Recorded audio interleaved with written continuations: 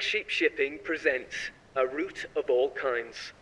Content warnings can be found in the description.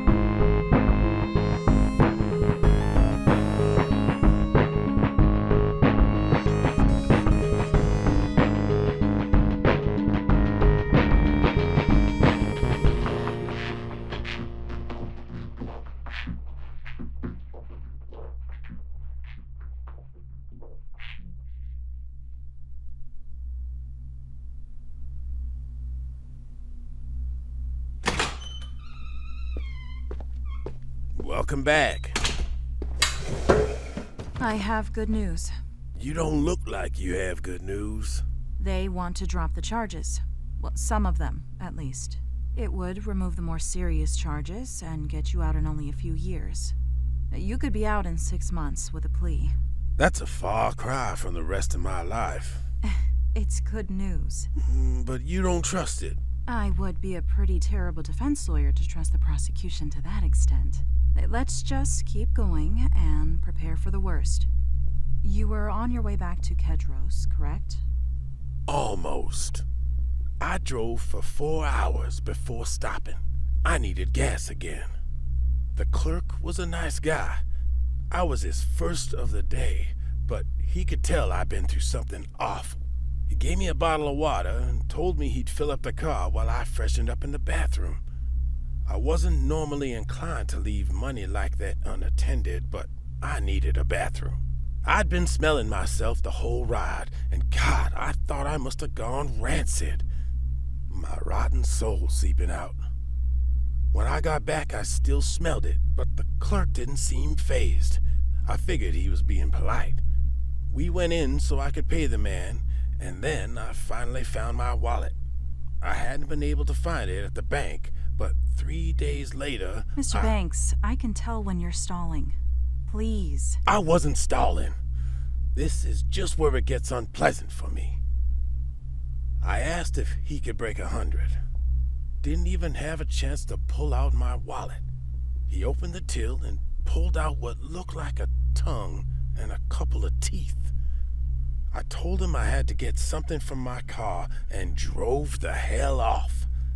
I didn't know what he'd been planning, but I have not survived this long by hanging around people who have handfuls of molars on display. Honestly, I was so tired, I thought he might have been threatening me. Maybe he'd seen what was in the back seat. I was shook, but it was morning. I was hungry, and it's better not to be on the road after all that. I found... Hold on, what town was this? Look, I don't know. I wasn't there long. I need something to go off of, a direction at least. You need to listen. This isn't the kind of place you would forget. If I don't remember, it's because I shouldn't remember. Because I don't want to remember. This is not a place I would want you to go to. Mr. Banks, the more you don't tell me, the worse our standing with your case will be. Some of this, I don't want you to know for your own good. Case be damned. What did you do next? I pulled into a lot, and I went into a diner. It felt like the kind of place I needed. Diners have that familiarity to them. They don't repeat, but they rhyme. I always felt safe inside for that. It was empty, still pretty early. I think there was a man at the counter drinking coffee, but I'm not sure. I spent a long time staring out a window, watching people come in. I was supposed to be watching the road for anything unusual, but I kept falling asleep, and I wasn't seeing anything except regulars. After my third cup of coffee, I started to come out of my daze. Then, when I tasted number 4, I was wide awake. Iron. I looked at the cup and I thought I was bleeding. Bit my lip or something. I noticed the red on the cup. I tried to call the waitress over, but turning around, I saw why. I thought there had been some kind of accident. The waitress had blood all over her face. Her hands were worse, but I was watching what they were doing. She was taking pieces of red meat from a man eating what I think was eggs, but this meat was moving. I watched her lift up what he handed her and drop it into her mouth. She didn't chew or swallow, just kept talking to him. He said something funny and I saw her teeth. They were sharp, but not because they were filed or pointed. They were jagged. It was like she'd been chewing on rocks. I really didn't know what I was looking at until he took his knife off the table and started sawing into her leg. She didn't blink, just kept pouring coffee with a hand so steady I would have thought she had been a surgeon. He took a piece of skin off about 2 inches long, put it in his pocket. Now I stood up. I had just watched a man cut a waitress, and I do not let men hurt women like that. I walked over and asked what he thought he was doing. He didn't say anything. Bloody hands, meat dried into his hair and clothes. Dumbstruck, I told him to show me what was in his pocket, and casual as the devil, he took out a piece of skin, along with something that looked a lot like a toe. I asked him what it was.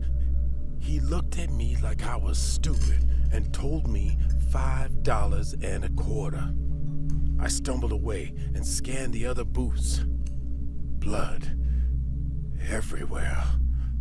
I watched people handing that waitress everything they had.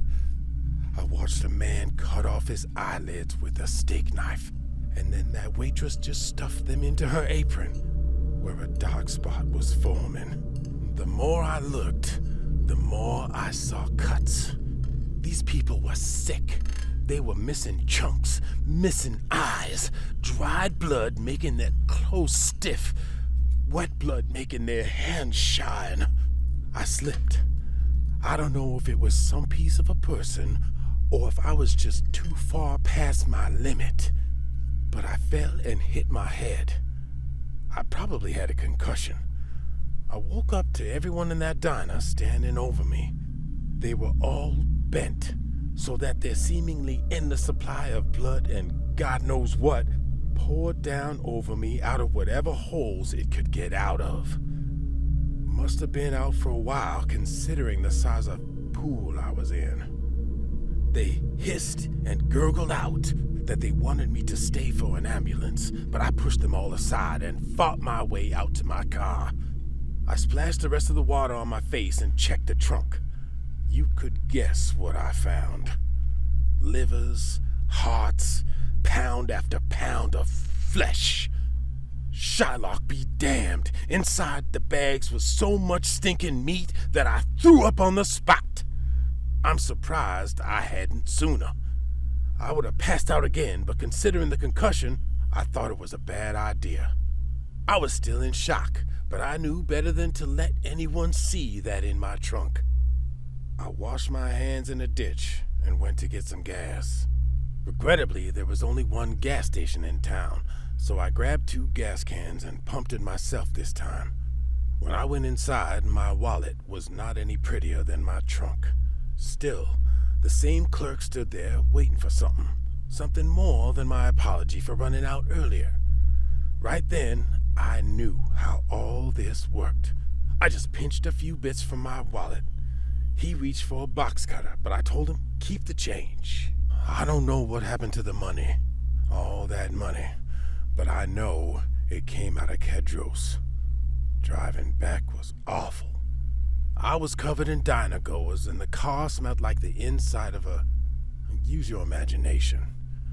I thought about what was happening. Maybe it was a curse. maybe I brought it with me and everywhere else was okay. That notion left me quickly as I caught glimpses of other drivers pleading against windows. Maybe it was sleep deprivation, maybe the concussion, but my father made that drive with me. He kept telling me, "Kid, you never touch that green shit. For the love of money is a root of all kinds of evil. Promise me." I spent hours agonizing over what to do. At first, I'd intended on heading south, burn the meat, and hope I could find somewhere clean. But as I got closer to Kedros, the air changed. Not a smell for your nose, a smell for your nerves. A teeth-grinding feeling that made me want to get as far from that bank as I could. By 2 a.m., I was set on burning that fucking building to the ground. It was easy. I went in the same way I had the night before. No police tape. The back door hadn't even been locked. I probably should have questioned that more. I blame my headache. Oh, those gas cans were heavy, but I had a lot of ground to cover, so I needed them both. I had to go from one end of the building to the other to make sure it went up all at once. I wasn't at my strongest, so I left one gas can in the lobby and started dousing the offices. I kept hearing things, like a record playing the bits of conversation you'd hear in a bank. No words, just conversation. I poured the gas over the desks and walls, under doors leading all the way back to that lobby. I'd been trailing it backwards. And when I turned around to get the other can, it wasn't where I left it. No, it had definitely moved. The gas was sitting by the door to the vault, which had swung wide open. No sign of the holes I'd made. I stared at it for a long time. A really long time. Remember those instincts I mentioned? I set a rag of light, and I tossed it back the way I came. The trail of gas lit up the hallway, and just like in the window, I saw dozens of things, all looking at me. This time with their mouths hanging open, like they were trying to scream, but didn't understand what it was supposed to look like. No moving, just jaws split so wide, they seemed broken. I saw them crouched and looking around doors from under desks and chairs. A few seemed to be hanging from the ceiling. They didn't seem to care about the fire, so I ran. In perfect time, every one of them dropped to the floor and crawled on their hands and feet faster than most people could run. Half were already on fire by the time I made it to my car. Barely made it. I locked myself in and, I don't know, I could only just sit there. I couldn't move while they climbed over the car and stared in at me. They didn't have eyes. I swear they were staring, but they weren't looking out of anything. It took a minute, but I heard them break open the trunk. It wasn't long before I started seeing red smear against the windows. I saw enough people before they were completely covered to know what was being done with that meat. I thought I was dead when one broke the back window, but they only pulled up those bags. I wouldn't turn around, but I watched their silhouettes through the red-tinted glass for hours while the building burned behind them. I don't remember what happened after that. I remember a cop breaking my front window and pulling me out. You know the rest of it. There's been no mention of any bodies found.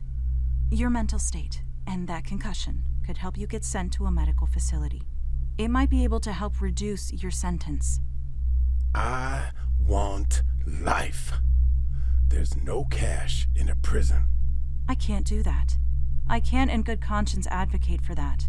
It's clear that you've been through a lot, and a full evaluation from a psychologist is very necessary. And if I confess to the other 12 banks? I know you mean well, but I want this. I'm waiving my right to counsel, and I'm not breathing a word of anything I've told you.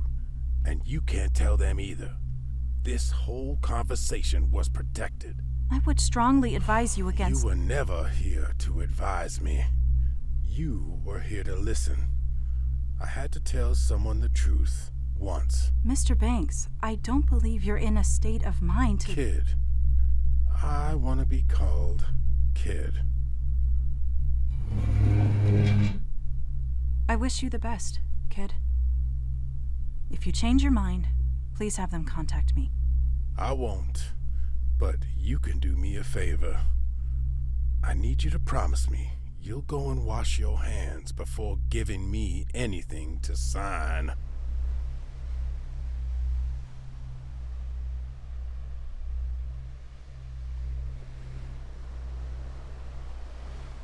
This episode was written and edited by D.V. Clarke and directed by Alex Valentino. The lawyer was played by Vero Morales, and Kid Banks was played by Quincy R. Moore. This episode was announced by Alexander Hanley, with musical theme by Onlooker Air, and cover art by OddOblivion. This episode of Black Sheep Shipping is licensed under a Creative Commons Attribution Non-Commercial Share-alike 4.0 international license. Thanks for listening.